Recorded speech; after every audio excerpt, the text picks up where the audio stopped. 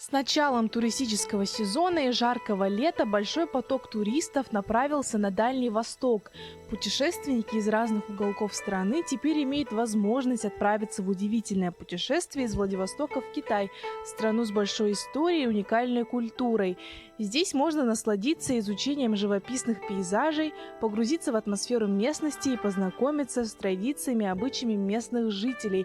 О путешествии в приграничный город Янцзы расскажем в следующем репортаже.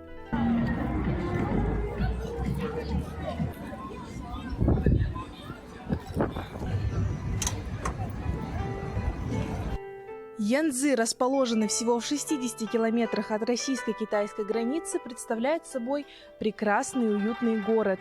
Если сравнивать его с другими туристическими городами Китая, то он будет считаться самым тихим. Несмотря на свою непосредственную близость и доступность, он до сих пор остается загадкой для большинства российских туристов. Янцзы является одним из старейших и красивейших городов Северного Китая. Он привлекает туристов со всего мира своей живописностью, богатой культурой и очень доступной торговлей. Город был основан 30 мая 1953 года, а свое название получил от последнего китайского императора. В переводе на местный язык Янцзы означает «надежда на счастливое будущее». Город находится рядом с Северной Кореей, поэтому он на 70% состоит из корейцев. Как стало известно, сами жители называют свой город кусочком Кореи внутри Китая, так как все информационные вывески и баннеры дублируются на корейском языке. В общей сложности население составляет около 800 тысяч человек. Я очень удивилась, что город такой красивый, большой. Тут живет, оказывается, 800 тысяч жителей, корейцев, в основном китайцев. И город такой светлый, огненный. Город Янцзы славится своими живописными озерами, горами и садами, уникальным сочетанием культуры с спокойной атмосферой, которая компенсирует его отличие от китайских мегаполисов. По приезде туроператоры предлагают гостям посетить множество популярных для туристов мест. Несмотря на то, что туризм здесь начал развиваться совсем недавно, городу есть что предложить. Он известен своими романтическими мостами и каналами, включая знаменитый стеклянный мост с эффектом 5D, который стал символом города. Мост издает потрескивающие звуки, а от постоянного движения большого потока людей мост немного потряхивает, что действительно вызывает бурю эмоций. Стеклянный мост здесь является одним из самых главных достопримечательностей города. И, конечно, он создан для любителей экстремальных ощущений панорамных видов. Натянувшись над живописной долиной, мост позволяет гостям увидеть всю красоту Китая прямо под ногами. В праздники наша компания отправляет в Китай более 100 человек. Это очень популярно. И Китай, в принципе, это страна, которая очень быстро, активно развивается, всегда предлагает что-то новое для гостей, которые ее посещают. Там огромный выбор экскурсий. Наши туристы очень любят изучать культуру и традиции этой страны, посещать такие места, как Стеклянный мост, горячие источники и найти себе развлечения на свой вкус. Издревле очень популярна китайская народная медицина, она также пользуется спросом среди наших туристов. Мы сотрудничаем с многими клиниками Хунчуня, высококвалифицированные специалисты, современное оборудование, качественная медицина по доступной цене. Внутри города можно посетить деревню с характерной корейской архитектурой, безумно яркие улицы, знаменитую стену блогеров, множество скверов и смотровых площадок с великолепным видом на окрестности. Цены на экскурсии и поездки невелики. Прайс начинается от 80 юаней до 500 в зависимости от места. Все эти достопримечательности предлагают погрузиться в богатую культуру и историю Янцзы, делая поездку сюда увлекательной и запоминающейся. Сегодня мы посетили корейский город, потом вот сейчас приехали в национальный парк города Янцзы, посмотрели государственный университет, посмотрели реку Янцзы. Местные рынки в Янцзы являются настоящим торговым центром, где можно найти практически все, что только пожелаете. На рынках Янцзы можно приобрести продукты питания, товары повседневного спроса, электронику, косметику и многое другое. Торговля здесь весьма активная, и умение хорошо торговаться с продавцами может сэкономить вам немало денег. Помимо рынков, туристам также можно посетить большие торговые центры с множеством брендовых магазинов.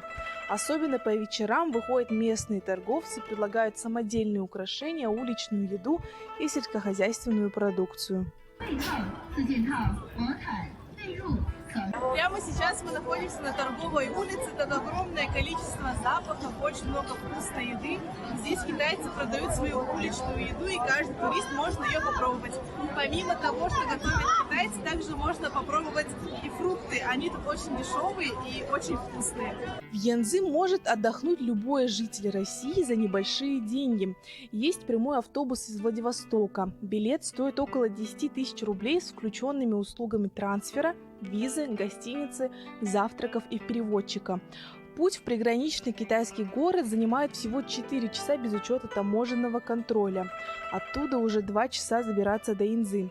Пересекая границу, попадаешь в совершенно другой мир с другой культурой и менталитетом. Разница во времени составила всего 2 часа, поэтому проблем адаптации со временем не произошло. Турфирма моя существует с 2009 года.